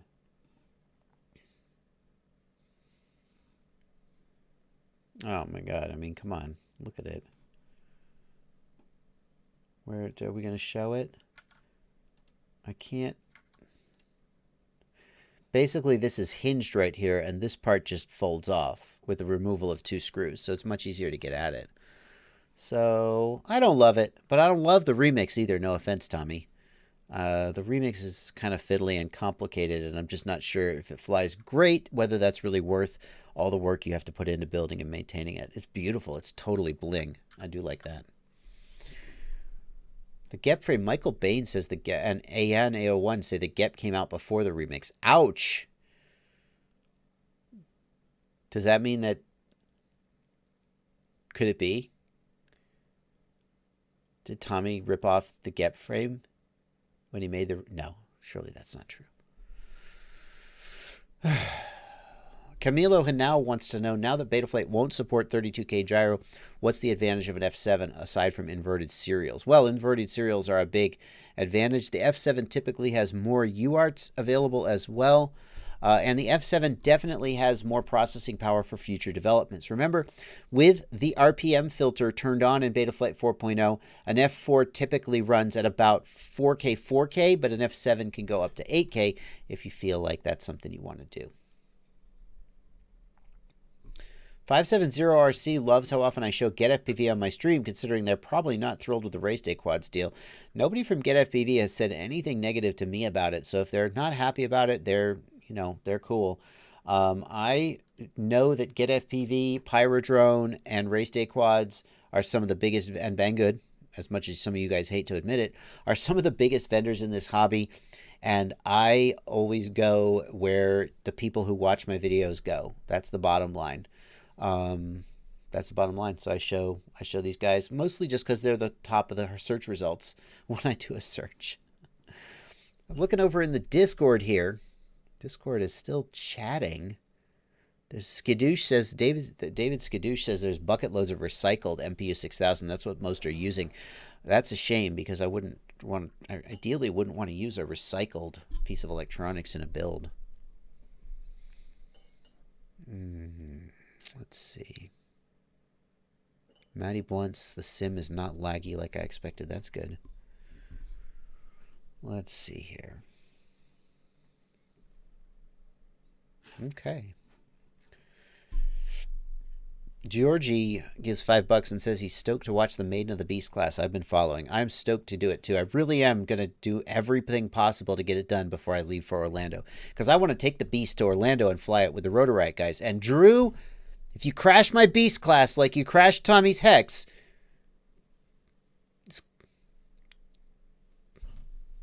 Drew better not crash my Beast class. That's all I'm saying.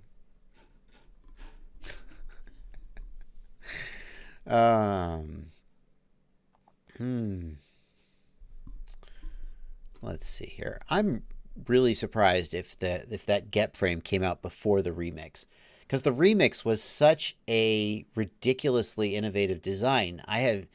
It's hard for me to believe that anybody thought to do exactly that before Tommy, but you never know.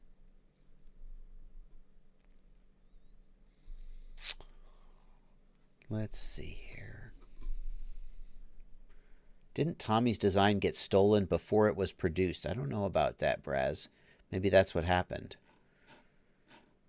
Let's see. Can you fly the Beast long range? You know, the thing is, the Beast class, a lot of larger quads have much longer flight time, but the Beast class is designed to kind of emulate a freestyle mini quad. And in that respect, it gets similar flight time. So you're running 12S 4,000 milliamp hour batteries on 13-inch props, and you get about a 2 to 4 minute flight time. But it just, you're going 100 miles an hour. FPV Dreams, if you let someone fly your quad, don't be a brat and make them feel bad if they crash. Quads are for crashing. FPV Dreams, you're 100% right. And I believe this fully. If you fly somebody else's quad, don't be an asshole. Don't just do something stupid with it. But if you crash it, be cool about it. Apologize. But most people, if you let someone fly your quad and they crash it, don't be like, okay, where's my money? You let them fly it. You knew they were going to crash it. You knew they might.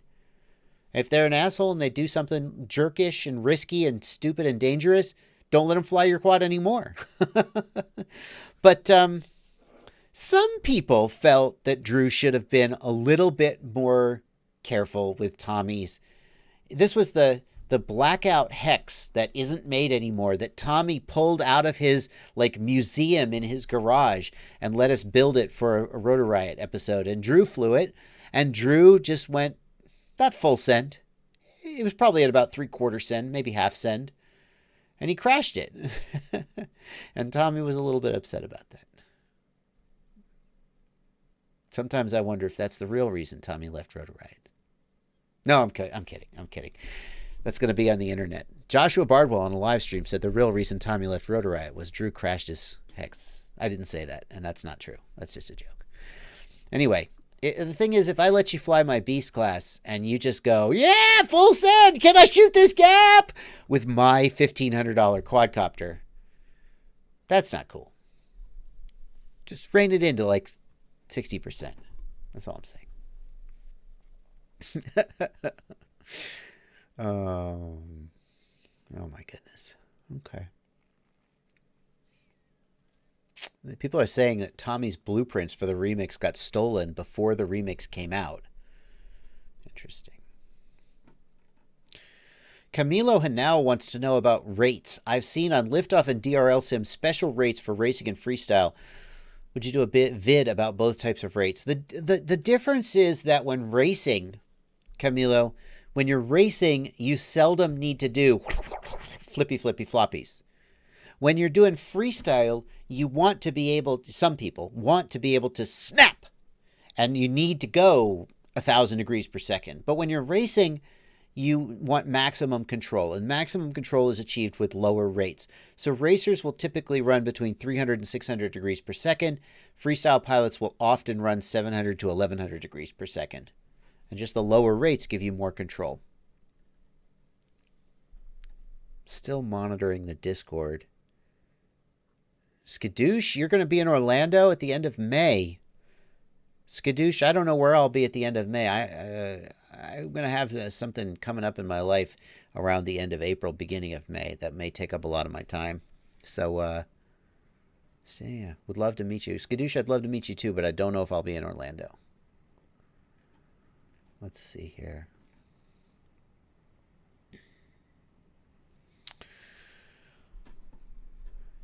If you have never raced with lower rates, if you're a freestyle pilot and you fly your freestyle rates for racing, do this. Turn your rates down to 400 degrees per second. Just take RC rate in Betaflight. Leave your S rate, leave your expo. The curve is going to be basically the same, but just take RC rate down until you get to about 400 degrees per second. And then the first time you fly it, you will hate it. Keep going. Practice. Don't do this at a competitive race. Do this like one weekend out at the park. But set up some gates. Set up a UTT track, for example, and fly it. And after about 5 or 10 packs, in my experience, suddenly you go, oh my God, I'm so much faster. Because normally when you're making these little tiny corrections, you can't make very precise corrections at high rate. But when you have very low rates, you can make much more precise corrections and your lines just get way better. So, Eric Spen, if you reduce super rate, it changes your curve though. I'm thinking if you reduce RC rate, it keeps your curve about the same, but it lowers the overall rate. Either way is fine. Jeremy House 69. He gives $2 in the super chat. No question. Thank you, Jeremy. Clayton Fisher, $5 in the super chat, says, any opinions or inside info on the Raging Droner 5R? Got a Raging Droner waiting on them to be shipped. Eggplant emoji. The Raging Droner is a frame from Catalyst Machine Works. And we'll just take a look. This is a freestyle version of the Raging... No, this is the... Is this the racing one? Yeah, the Raging Droner was their 3-inch frame, and now they've come out with a 5-inch version of it. How do you like that? It's similar to the America. Can I get this bigger? Can I get this bigger? No, I can't. Really? That's no good. Can I not zoom in? Oh my God. It's got a base plate design similar to the America and the Smooth Operator, but it's got this canopy design similar to the Raging Droner. And it's going to be a pretty hot racing frame, I think. Catalyst is... It's a very interesting frame designer, I gotta say. So no, I have no opinion. I mean, my opinion is Catalyst Machine Works is awesome, and is doing really innovative stuff in a field where almost everyone is mostly just following along, but no inside info about it. Do I like the Mode 2 Ghost? Funny you ask that. Funny you ask that. Wait a minute.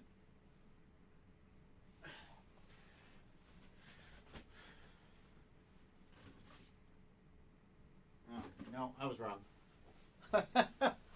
I thought I had a Mode 2 Ghost and I was going to pull it out and go, funny you ask that. But no, I don't actually have one. Yeah, the Mode 2 Ghost is a cool frame. I have never had the chance to review one. There are too many awesome frames out there for me to review all of them, but the Mode 2 Ghost is a pretty interesting little frame. More of a racing frame, I think, than a freestyle frame. A little bit, not a lot of protection there. It looks like it's mostly made for a 20 millimeter, I think. So it's a pretty cool frame, though. I'm about it. Is there any... oh, good. Richard Watt asks a question, a technical question here.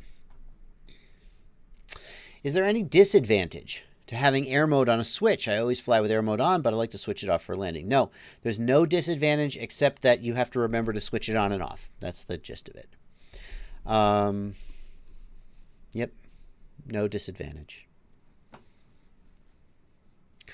Chamer asks in the Discord, why run 6S if you're still learning? Seems a bit of overkill. 6S is really only good for racing. Freestyle's still iffy. You're not wrong, Chamer. You're not wrong. But at the same time, like, let's look. I mean, there's no doubt that 6S... okay, so what are the arguments against 6S? Electronics don't support it. That's not really true anymore. ESCs, PDBs, ESCs and flight controllers pretty much all support 6S nowadays, even cheap budget ones. So that's not an argument anymore. The other argument I've made is batteries. So let's do this. Let's start at Pyrodrone and search for a 6S, let's see, 6S battery. I don't know if he has 1100 or 1000. 6S battery. And that's not a bad choice. 6S Hyperlight battery strap. Hang on. Batteries, 6S. Oh, if only there was a category. So here's the Pyrodrone 1250 for 30 bucks. That's pretty expensive. See, what I'm doing here is you can get a pretty decent 1300 or 1500 milliamp hour 4S, like 100C. Pretty decent race day quad CNHL one for about 20 bucks, maybe 18 on sale, maybe 22, but it's about 20 bucks. Now, what I want to know is, have we got to the point where you can do that with a 6S? Can you get an entry-level 6S for about 20 bucks? Pyrodrone 6S 75C, $31, $28. It doesn't look like the $28 for a CNHL. Here's a GNB, $27. No, that's a 550 milliamp hour. That's too small. So that's going to be a no. Let's look at race day quads. Batteries, 6S. 6S 1300 for 35. 6S 1250 for 30. 6S 1050 for 25. Almost. Yeah. So what it's looking like to me is that 6S batteries are still more expensive, even gram for gram. The equivalent of a 4S 1500 is a roughly 6S 1050 or 1100, and you can get it gets down to like 25 bucks. It's so close, but most people running 6S are not running a 1050. They're running more like a 1200 or 1250, and those are closer to 30 bucks. So if you're just getting into the hobby and you decide you want to go 6S, you're probably going to pay about 50% more for your batteries, which means for every one 6S you get, you could get 1.5 4Ss. And as a beginner, those extra batteries are going to matter for you. So I would still say that for beginners, 4S is the way to go because the 6S advantages are just not that compelling.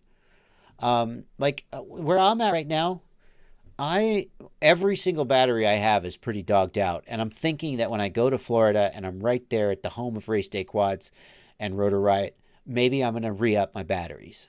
And I'm torn on whether I want to go 6S or 4S because the 6S version of my JB2407 motors just came out and I flew them and I got longer flight times. Although, like I said, my 4S batteries are pretty dogged out. Maybe I should do a fair comparison first.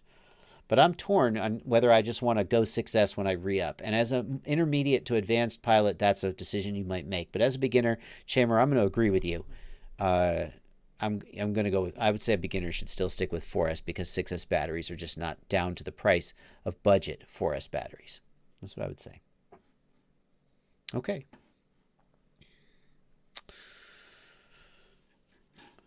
let's see here. Keith Saluter asks, sorry, Keith, I apologize for that. You're probably not like Swedish or anything. Any advice on how to filter out BS Chinese frames from quality Chinese frames? I got an iFlight XL5. And Keith, I'm curious if the iFlight XL5 you find to be a BS or a quality. Because iFlight has some hits and some misses. The real answer, Keith, is that you kind of just have to pay attention to the reviews. And you have to be very careful because there are reviewers out there who will tell you everything is the next best thing. Here's how to tell if a reviewer is a good reviewer. And this is what I try to do. So it's a little bit of a self-fulfilling prophecy here. So, take it with a grain of salt. But when I do a review, I try to never say, oh my God, this is so good. Definitely buy it. What I try to do is I try to think of the good and bad parts of everything. And I'll look at a frame and go, well, they got this right. Here's what I would change about it. So that you can kind of evaluate whether it's the frame for you. That still doesn't help. So if there's a reviewer out there who shows you an iFlight frame and goes, oh, it's so good, I can't believe it. I just don't believe that guy is trying very hard. There wasn't one thing you could say about it that you didn't like. And I know somebody out there right now is thinking I'm bad-mouthing Stu from UAV Futures, and I totally am not. And I know that some people feel he has a reputation for being positive about everything. I think he is. He's a very positive guy. I think he's sincerely excited about most of the products he reviews, and especially his freaking thumbnails, the next big thing. But if you actually watch his reviews, he doesn't do a bad job of picking apart the pros and cons of the products. It's just his thumbnails and his titles that are a little bit clickbaity. And as a reviewer, I don't think he's that bad. But it's still hard to know. Because you can look at a frame and go, well, here's what I like, here's what I don't like about the frame. And if the frame is made from crap carbon and breaks the first time you hit it into a wall, that's going to be a little harder to suss out. So I think you just have to keep your ear to the ground, talk to other people who've had good luck with frames. And here's the other thing I'll say. Hang on. This is my website. In case you didn't know, fpvknowitall.com. And I have the Ultimate FPV shopping list here, which is all my product suggestions. And in case you didn't know, these are affiliate links. If you click any of these links before you go shopping, you don't even have to buy the linked product. You can just click the link and then go shop, and I get a commission. And that helps. That's one of the ways you can support me, which doesn't actually cost you a penny. But I have links to some of these frames, which are high-quality frames at budget prices. The Rotor Riot CL1, the Sabotage RC Dingo, which is made by Armatan. And Sabotage RC actually has a whole product line of not just the Dingo, but a whole bunch of other frames. And the TBS Source 1 and the Strict Screech. Now, these are just a few that I picked out. All of these frames are in the $25 to $35 price range. All of them are first-party frames made by companies that you probably would want to support if you were the kind of guy who cared about that, as opposed to like a random Chinese company who maybe you don't really know a lot about. And they're all quality. Are they as good as a $100 frame? Maybe the Armatan. But if you really want to buy budget frames, I suggest looking for frames like these, which come in at a good price and are definitely quality. But if you have to shop at Banggood because you live in a country where maybe shipping is a little bit of a hassle, like India, which a lot of people won't ship to, then, yeah, there are some good ones out there. Okay, Keith, I hope that was helpful. And that is why I am not going through the comments as fast as Buckgrinder. Okay. We're coming close to the end here. Jimmy Longo wants to know, can you mount a GoPro on the quad you build in your step-by-step build series? Yeah, you can.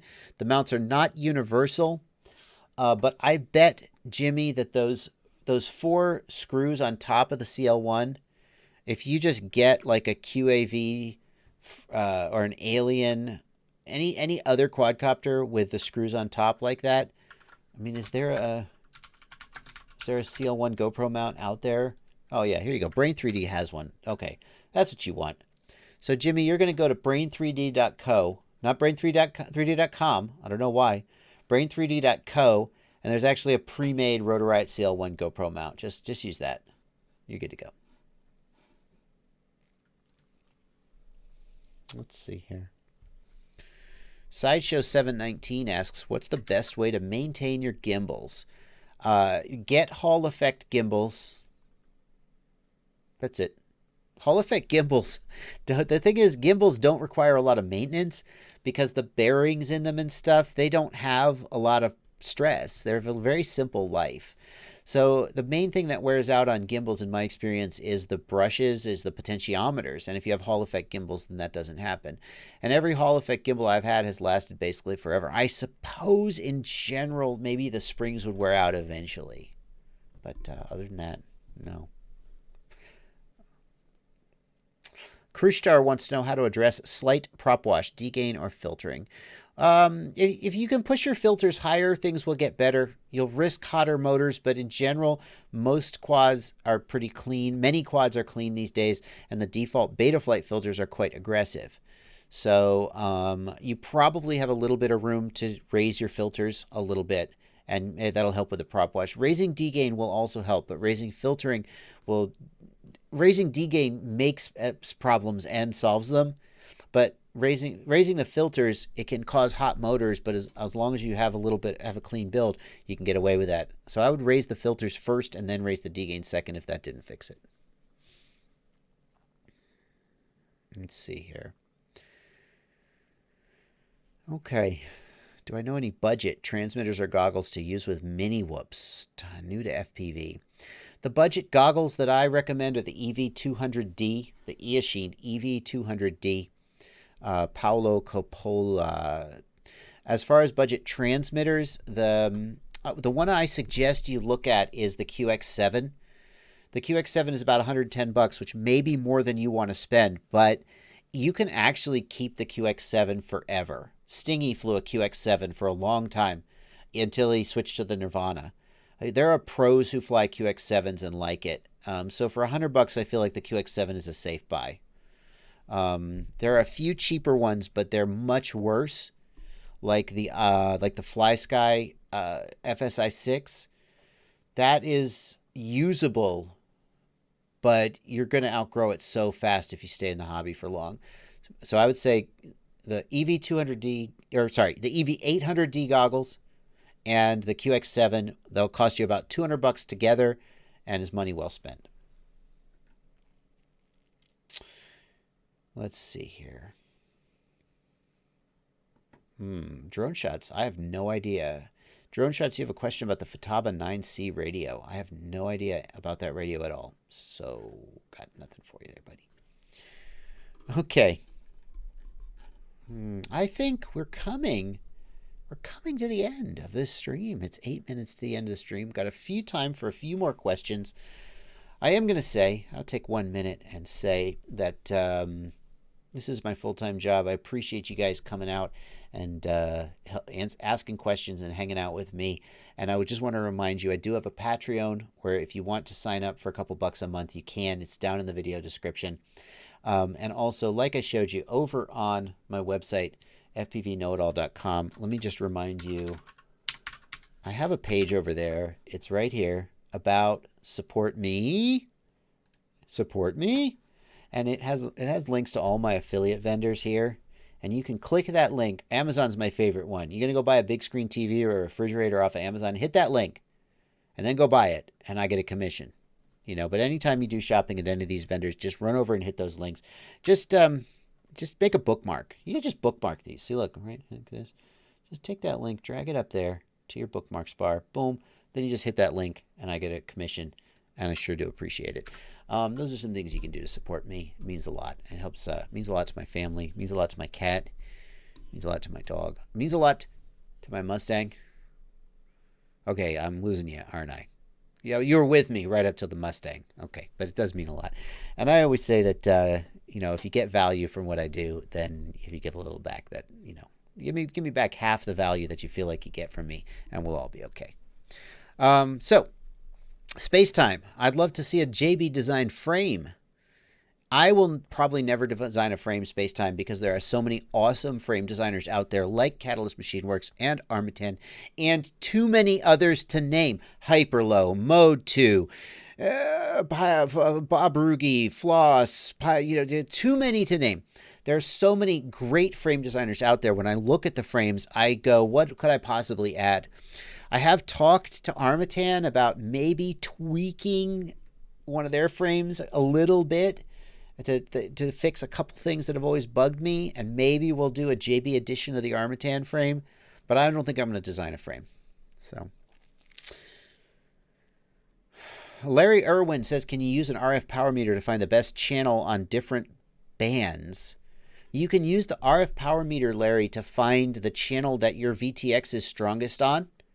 You can use the power meter also to test the tuning of your antenna, although that's a little harder because the location and orientation of the power meter really matters.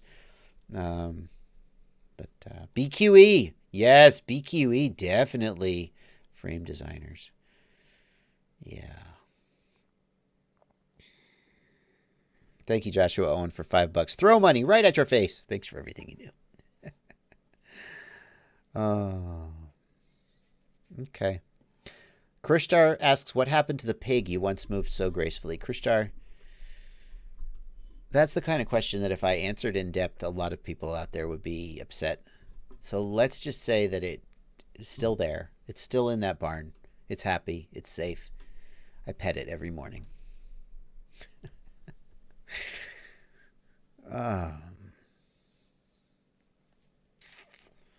What happened to the VTX testing? Asked the Craft King. I'm still doing it, Craft King. I got another one coming out this week.